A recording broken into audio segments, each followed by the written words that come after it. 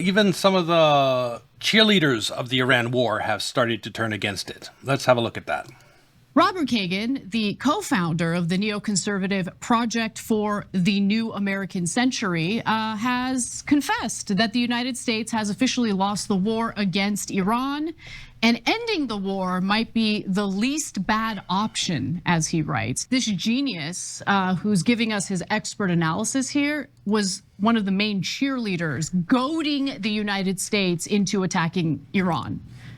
Genius, total genius, right? I believe Harvard educated, but couldn't figure out that Iran was gonna close the Strait of Hormuz. Was too much of a genius to figure out that Iran would attack. Harvard educated doesn't mean the same thing as it used to, at least to me. Oil and gas infrastructure in the Gulf region. These are the people who get paid the big bucks to share their analysis on foreign policy. Tell us why he recognizes it's over, we lost. So the first thing to understand about this guy, Robert Kagan, is he's anything but a dove. Kagan absolutely loves war, especially on behalf of Israel. In fact, he was a huge cheerleader of the Iraq war and does not see the Iraq war as a failure. In fact, in the piece, he said that the initial failure in Iraq was mitigated by a shift in strategy that ultimately left Iraq relatively stable. Did it? And well, according to him, Iraq, I could see why you might think it's a success, because to this day, Iraq is currently dollarized. And we, United States, are doing things like telling Iraq, okay, we don't like your choice for prime minister, choose a different one, or we don't send you your money. Because Iraq sells its money in US dollars, and then the US Treasury Department decides whether Iraq should get those dollars or not. It's a superb setup for the United States. Unthreatening to its neighbors. He means Israel. That's what he was talking about. Okay. But let's get into what he has to say about the Iran war. He does not have similar views on the Iran war. He believes that the United States has been defeated. In fact, here's what he says. Defeat in the present confrontation with Iran can neither be repaired nor ignored. There will be no return to the status quo ante, no ultimate American triumph that will undo or overcome the harm done. I agree with that. Dives into the issue with the Strait of Hormuz, something that honestly a novice political analyst would be able to predict, but here's what he says. The Strait of Hormuz will not be open as it once was. With control of the strait, Iran emerges as the key player in the region and one of the key players in the world. The roles of China and Russia as Iran's allies are strengthened. The role of the United States substantially diminished. Thanks, Israel. Appreciate that. By the way, is that a major loss for Israel to know that US power has been diminished? He further writes, far from demonstrating American prowess, as supporters of the war have repeatedly claimed, the conflict has revealed an America that is unreliable and incapable of finishing what it started. That is going to set off a chain reaction around the world as friends and foes adjust to America's failure.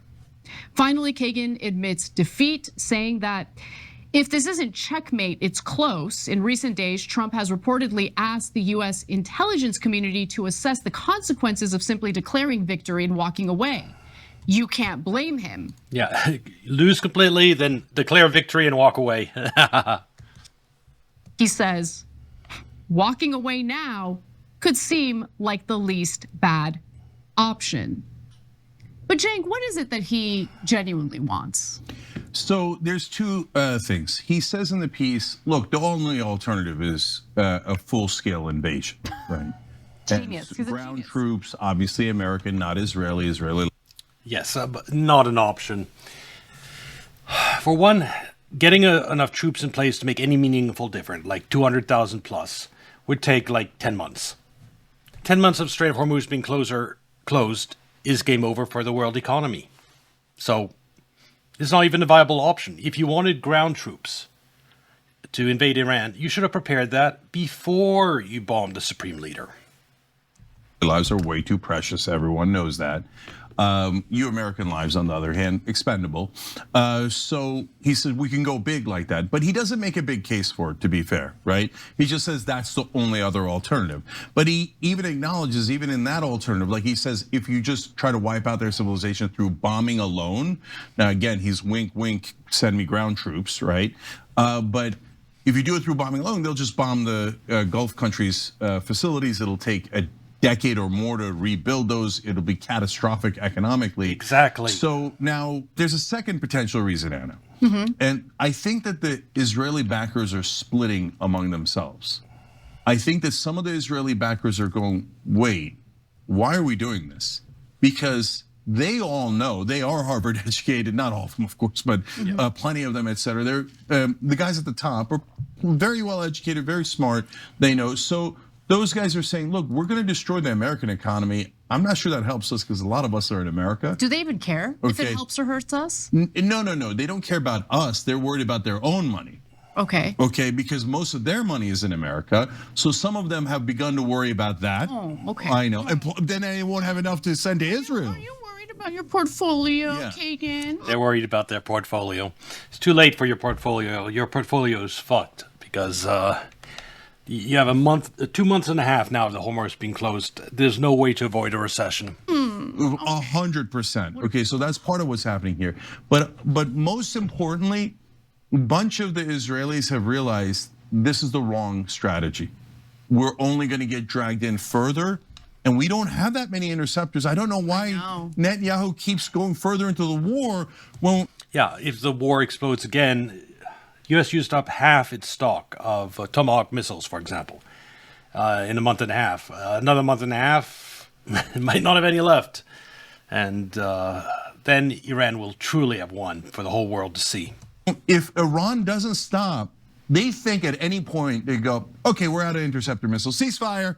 I took southern Lebanon, I took western Syria, ceasefire. But what if Iran goes, yeah, I don't give a damn about your ceasefire, no ceasefire? You wanna know why? Okay. Because Iran is actually way more honorable than Israel would ever have us believe. If I were in Iran's shoes, I would still be bombing Tel Aviv right now. Yeah, I don't Right know why now, they're at letting this them very reload. moment. Oh, you think? It was pressure from China. Yes, Iran might have wanted to that. There were those in Iran who definitely wanted that to keep bombing, but pressure from China caused ceasefire. Because China doesn't care about the Strait of Hormuz being closed. That it actually on total it advantages China because China could still get oil from Iran, or it has 6 months reserves. It's not the one who's going to be hurt. United States and its allies are. No, what China fears is the destruction of the oil infrastructure in the Persian Gulf, all of it, if through escalation, because that's 3 to 5 years of missing 20% of the world's oil, and China does not have enough reserves to outlast that. So that's why it pressured Iran to do this ceasefire. That our 10-point proposal is garbage. That's what Trump said in response to the Iranians today. Okay, great. Well, let the bombing commence. We're going to focus on Tel Aviv. So apparently Trump is calling for unity after another violent incident. But the way this gets covered depends on who's trying to spin it and who's willing to call it out. On the right, the framing turns Trump into some kind of full rhetoric. See the button, see on easy ground news spectrum is barely to accept. Go to ground news vantage plan. Yeah. Until the Israelis say, please stop, please end the war, please, we can't take it anymore. So Anna's not just saying that, because we're all greatly frustrated with Israel. It's strategic. It's a strategy, yes. Because what Kagan is basically saying right now is Anna's right. We can't keep going. What if they start leveling Tel Aviv? Well, hey, we got to get out of here, man. We thought maybe we could do an Iraq here and get the sucker Americans to spend trillions of dollars and lose thousands of men on our behalf, and so that they could do a regime change. But it looks like it's not going to happen. It's not going to work. The economy is going to crash.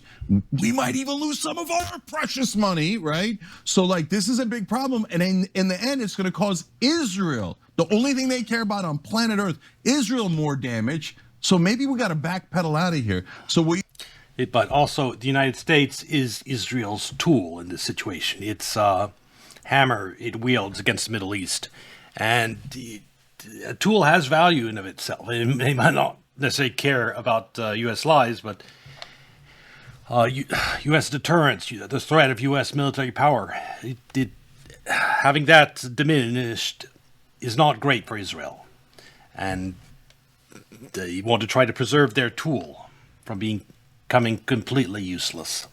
You're going to see, if I'm right, what you're going to see going forward is a bigger schism between the different Israeli sides.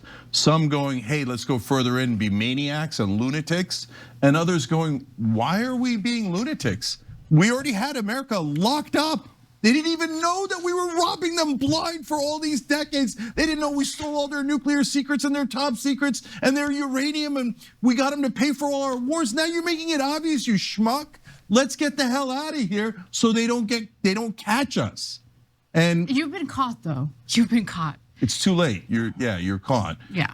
Just because they're not saying it on cable news, those bought bitches don't represent anyone. Okay. Oh, you didn't get caught by a 90. I agree with that. Even nothing is worse than evening news in terms of propaganda. 8-year-old watching MS Now. Congratulations. Okay. It's already over. But I like that splinter group because I want the war to stop. I want there to be peace. I want anything on earth that can stop the genocidal Israeli government that exists today. That's true. But the only way for that to work is, again, the strategy that I mentioned needs to be carried out. And Israel is really lucky in that the very country that they fearmonger about as if they're vicious, barbaric animals has carried out this war with far more honor than the Israelis have carried out anything. So to put that into context, before Iran bombs civilian infrastructure in the Gulf states, it gives out warning of what it's going to attack. And just like here's a pattern. Without any warning, Israeli bombs an Iranian LNG plant. And since there's no warnings, you're going to have civilian deaths. In retaliation, Iran says we're going to target Qatar's LNG plant. And they say give warning ahead of time, tell people to evacuate. They send in their missiles. There's only damage to the infrastructure, not civilians. So that's one way that Iran is being far more honorable than the Israeli side. I haven't seen them target civilian In case you haven't noticed, Israel doesn't have much concern for the civilians of other countries. Infrastructure the way the Israelis do. I haven't seen them do anything other than specific strategic targeted strikes, which have worked, by the way. Targeting the oil and gas infrastructure in the Gulf has been very persuasive in getting Trump to agree to that ceasefire. The reason why he stopped bombing is because he's like, okay, the bombing campaign is only, destroying the global economy because of how Iran retaliates strategically. So no, there's no question about it. If anybody in media were honest, Israel has hit civilian target after civilian target in Gaza, Lebanon, Iran. Hospitals, schools, over and over, entire villages at a time. If we really meant the word terrorist as it is defined, there's no question that Israel would be defined as a terrorist government, right? And who has tried to hit more civilians, Iran or Israel? Not close at all. Definitely Israel. Israel has killed about 100 times the civilians of Hamas or Hezbollah. The people at the top of Israel, the same people that funded ISIS and the genocide of Christians in Syria. Civilians in other places in the Middle East, they're civilians that are living in what should be the greater Israel. And if they are killed when you're bombing targets, that's a bonus. Or Iran, and they have a worse civilian kill ratio. So if there was any objectivity in our news, they would all tell you that we're backing the terrorist state. And yes, it's not a matter of Iran being honorable. It's a matter of Israel being terribly dishonorable. And America just needs to tell Israel, go back to your 1967 borders and stay there. And we're not going to help you expand beyond that. And if Israel knew that they can't expand their borders, they'd stop trying to destabilize the entire region. They never listened to a ceasefire. They violated literally thousands of times. They target children. And now Nicholas Kristof confirming in the New York Times, they're using dogs to rape Palestinian detainees. Good for Kristof for reporting the truth about that, by the way. Dana right. Bash should acknowledge that reporting because she's the one who Yeah. that did come out. Maybe we'll watch a video on it. It's disturbing. CNN denied that Palestinians were getting raped by IDF soldiers. That's because she lies for Israel all the time. She's not remotely objective, and CNN has her on specifically to lie on behalf of Israel. That's why they have almost all of their anchors. So now I will push back a little bit. It's not just for Israel. Israel isn't the only thing they lie about. It's just one of the topics they lie about. They lie about so many other things. I just think it's Israel in particular that has control of our media. No, our media lies about everything. And one of the topics is Israel. You see, though, that even the Kagans of the world are saying, yeah, those guys who are debating this issue on cable news don't even listen to our own puppets, because the reality is we've lost this war. And if you, the unspoken sentence is, if you care about Israel, we got to get the hell out of there, because this is turning really bad for us. Okay, let's listen a little bit more about what's going on with regard to Israel. Israeli Prime Minister Benjamin Netanyahu, in his splashy 60 Minutes interview on Sunday night, also made some comments in regard to what he sees as rising anti-Semitism. And he has a theory of why this is apparently happening. It is related to, you guessed it, social media. Let's take a listen to this first thought. We have seen the deterioration of the support for Israel in the United States almost, I would say it correlates almost 100% with the geometric rise of social media. And that by itself is not what caused it. And I don't believe in, in censoring them or anything, but I'll tell you what happened. We have several countries that basically manipulated social media with bot farms, with fake addresses to... Israel is is the principal country that tries to manipulate social media. Break the American sympathy to Israel, to break the American-Israeli alliance because they think it's in their interests. And they do it in a clever way. It's like you hear a text message. I'm a red-blooded Texan. I always supported Israel, but I can't stand what they're doing. I'm turning against Israel. And then you trace the address to some basement in Pakistan, And that's something that has hurt us badly. While we were fighting the physical military battle on 7 battlefields, 7-front war, he's bragging about that, having brought destruction to 7 countries. Completely exposed on the 8th front, the media war, really the social media war. In a healthy political climate, he would be asked to apologize for those comments. And not going to mention it, but also those fake AI videos you released of yourself, Netanyahu. Because he is implying that the American people are so stupid that dumb little text messages are what swayed them to start, especially he's talking about the American right. You can hear because he talks about this red-blooded American Texan. That's his way of talking specifically about Republican voters, conservatives, right-leaners in the United States are just so dumb that their opinions can't possibly be informed. That if they have lost, if their support for Israel is declining, it's because they are misinformed, ill-informed, disinformed, or too stupid to actually just have an opinion. Yes, that is exactly what he's saying. Yeah, Netanyahu exists to be irritating. That differs from Prime Minister Netanyahu's as Americans, by the way, people who believe their country's interests, their family interests, their children's interests are out of line with the party that Netanyahu, the Likud party, essentially. And so I'm going to toss this over to you with also the news that Israel is now bragging basically about banning Tyler Oliveira from entering the country. This is the next element. It's a Laura Loomer exclusive. She posts Israel's Minister of Diaspora and Combating Anti-Semitism exclusively tells me, quote, it was his pleasure to make sure Tyler Oliveira could not enter Israel today upon landing in the country from the U.S. I think Tucker Carlson is person non grata #1 in Israel right now. He's never going back to that country. She mentions, of course, also that Tyler just completed an interview with Tucker Carlson in which they bashed Israel with lies. And then Tyler hopped on an El Al flight to Israel, Sagar. So it's all just an op from foreign countries manipulating Americans, manipulating Tucker Carlson, using him. This is all from foreign money. It couldn't possibly be American people saying this is what is in my rational interest based on the best information that they could come up with. Yeah, you really should read, actually, actually what this guy said, the minister of the diaspora. He says, the party is over. Anyone who comes here with this aim of spreading hatred will be sent back where they came from. This follows the implementation of the new policy entry. Considering how popular opinion is changing in the rest of the world, there's not going to be very many people that can go to Israel anymore.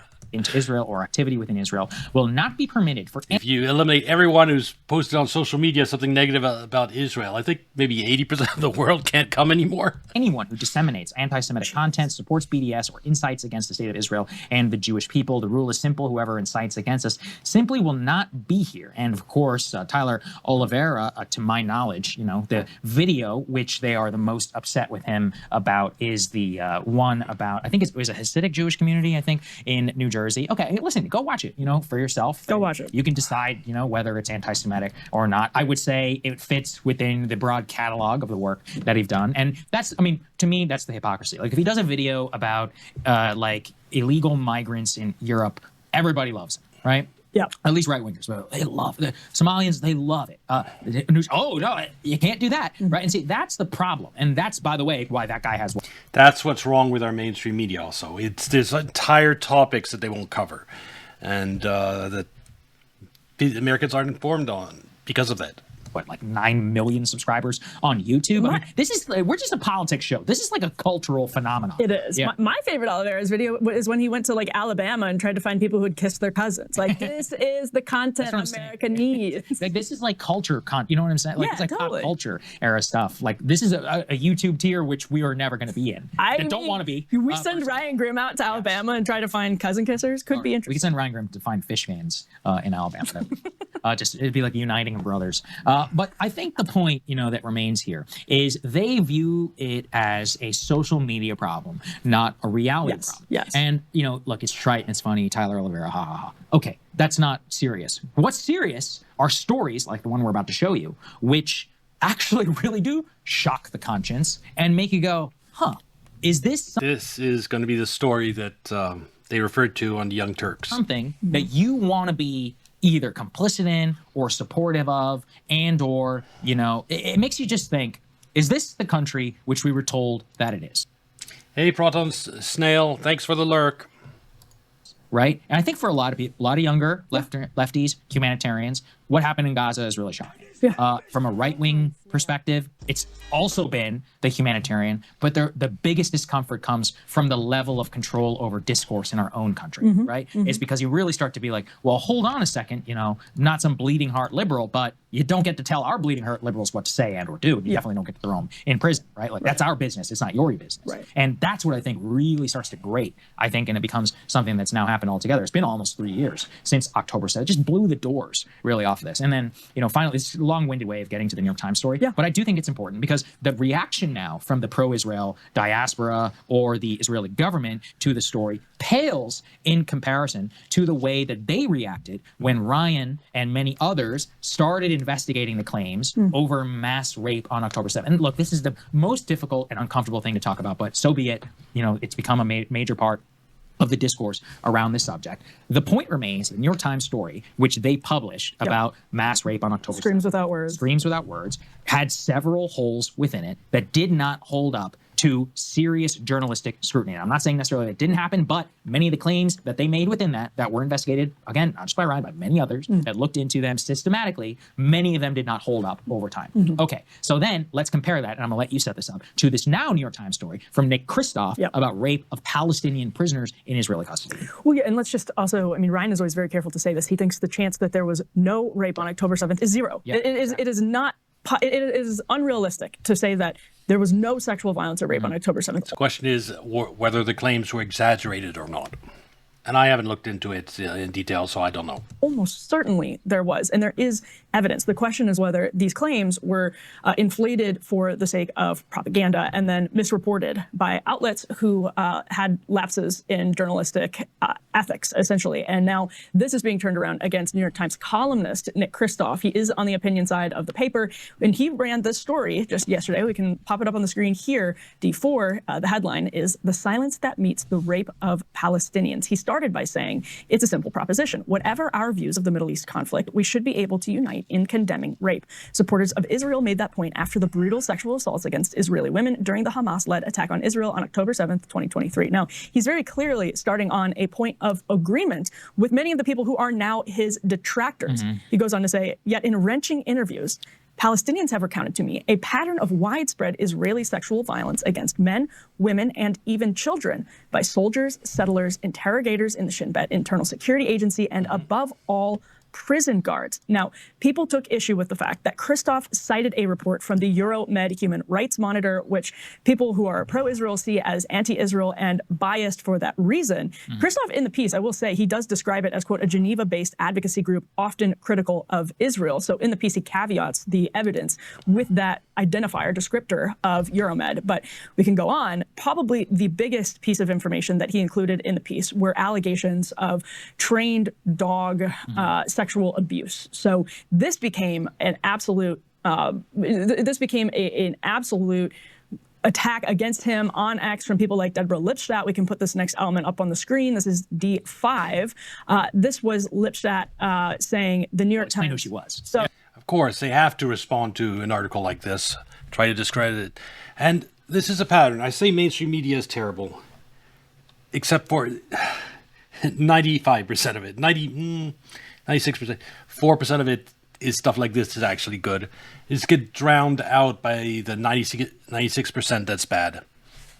And that's the problem. That's why I say mainstream media is as a whole. If you listen to the broad narratives, it's completely wrong. But there are gems hidden in that trash. oh, she's a premier Holocaust scholar who's also I'm talking about the New York Times article, not this liberal stuff. was the Biden administration's anti-Semitism, very, very big supporter. So like a center-left Israel. liberal. Center-left, yep, exactly.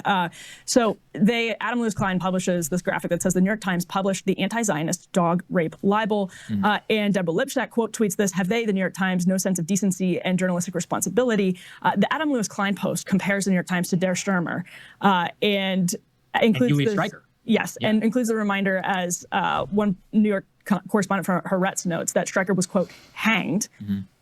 I mean, the Fire Nick Kristof social media graphics were blazing all over X yesterday. Still continue this morning. Continuing this morning. From the Israeli government, too. Let's be clear. It's not just about commentators. We're talking about the government of Israel, like a prime minister of Israel. Yes, and there have been efforts to debunk over and over again the Kristof story. And Sagar, I just want to toss this to you. I read the story after reading the backlash to it. So I read the... Yeah, with all the caveats in your head. Yes. Yeah. So I read the story, and I expected it to be much different based on the debunking, because the debunking of the story is actually really a debunking of a... Debunking, the dishonest type of debunking that the mainstream fake media does, is they take the weakest part of the story, and then they focus entirely on that and say how it's bullshit, why it's wrong, everything. They ignore the strong points.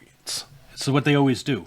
And like I've had this happen to me in the past, talking to someone. Oh, there's nothing worse than talking to someone who gets their news from the evening news, and evening news does that all the time. They take one thing and focus on maybe one weak part, and then they say, oh, explain how that part is weak, and then they say, oh, the entire thing's debunked.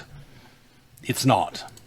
Couple different pieces of it, but not the broad picture of the story. Yeah, so they're mad about Euromed being cited, but actually... And there's like one particular account that they call into question the motives of the... Now, why are we going through all this? Because what they're saying is that that's evidence that the entire thing is made up. And at the end of the day, it's firsthand account from, 14 Palestinian men and women, lawyers, human rights workers, family members, the detailed account of rape and sexual assault with objects, genital abuse, forced searches by mixed gender groups, threats of rape used to intimidate detainees into silence or cooperation with intelligence services, victims including men, women, and children as young as 15. And yeah, go ahead. Well, I was going to say, it's not just Euromed, it's also B'Tselem. Right. There are other groups that are cited in here. There are other people than the person who has the story that is horrific about being raped by a dog who is, as a prisoner, the identity of that person who goes on the record is then being called into question by people who support Israel and are trying to debunk the story because they say this person is supportive of terrorism. And they are, again, on the record in this New York Times piece, but they are not... Anyone who has been raped by a dog in an Israeli prison, they'll probably be supportive of terror against Israel, just saying. The only source in the story. And when I went to the piece after reading all of the debunking, I expected it to be a story that was mostly based around the Euromed report and this one person's claim. No, as you just pointed out, it is multiple human rights organizations' reports, and it is 14 different people that Christoph interviewed, and then the New York Times obviously vetted in their editorial process. They have attorneys. So do I think the New York Times gets a lot of things wrong? Yes. Same. This is a very hot story. How about this? Sue them then. Go for it. You know, that's my critique is, look, Israel and everybody else, you say it's all fabricated. Yep. Go for it. Yep. All right, sue them. Let's open it up for discovery. Open yourselves up for discovery. Do it in U.S. court in New York State. All right, let's go. Fine. Let's see what you've got. Sue Nick Kristof, and let's see what you've got. And if what you've got is if you can open up all your files and you can prove in each of these individual cases that what they're saying is not true, then you will win. And you are correct that this would be some fake blood libel and or hit job. And what Christoph can do is he can reveal what he was told, the fact checking, you know, that and all that stuff that went behind it, and then we can see for ourselves. Or they can jawbone on social media, right, and we will continue to see basically, you know, calling this a blood libel or any of that. But any sort of like actual, you know, ability to quote debunk doesn't. You know, you said something about there about, oh, this is not just human rights. I would put all that out of there, and I would say to not just look necessarily at because that's the other problem. These people are often in such an information vacuum that this is the only first time they've ever heard anything. Yeah. Do we not all remember the case of the Israeli soldiers who were literally on camera being caught doing this to Palestinian prisoners who then were jailbroken out of by their own citizens and celebrated? That was called a blood libel. No, that's true though. That actually happened. Right. And it just is. Here's the thing. It was a scandal inside of their country. All you need to do is read Israeli media. Yeah. So if you were to read that and have knowledge of that, and then read this, you're like, okay, well, that kind of makes sense, doesn't it? And if you were to read not even just about the conditions or some of these other things that happen, you know, with a lot of Palestinian detainees in Israeli prison. Now, at the end of the day, why do they care so much? The reason that they care so much about this story is because it makes them look like the same people that they're fighting, right? And that's the problem for them. They are. The moral high ground is so important. In a lot of cases, they're worse. Yeah, Whereas it's the predicate for USAID. It's the predicate, not just for USAID, but for this declaration of we are a Western country. We're just like you. We're blood brothers. They are not just like us. Right? That's what they try to say. Yep. It's not true, okay? They don't operate like that. They haven't been like that a long time. Now, are there a lot of people like that over there? Absolutely. Don't get me wrong. But that does not mean that the government itself, with Ben Gavirs and Smotriches and all of these people, like, you know, listen to these liberal Zionists will even tell you, these people are in a different league. Yeah. And they combine this with, let's say, how they operate in the West Bank and some of these lynchings and other things that happen, these killings of either U.S. citizens or others, and the settler movement. And then you've got this treatment of some of these Palestinian prisoners or detainees, or this new law that they just passed about execute. You got to add it all up in totality. And you would say, wow, you look a lot like Saudi Arabia, actually, which you claim you're a lot better than, but maybe you're just the same. And if you are the same, well, that's going to change the security calculus, because then we're going to start being like, oh, this isn't an emotional relationship. This is like, what's in it for the both of us argument. Well, in any case, I think we got the gist of it. Don't be a Palestinian in an Israeli prison. Try not to have that happen to you. And you have famous neocons turning against the Iran war.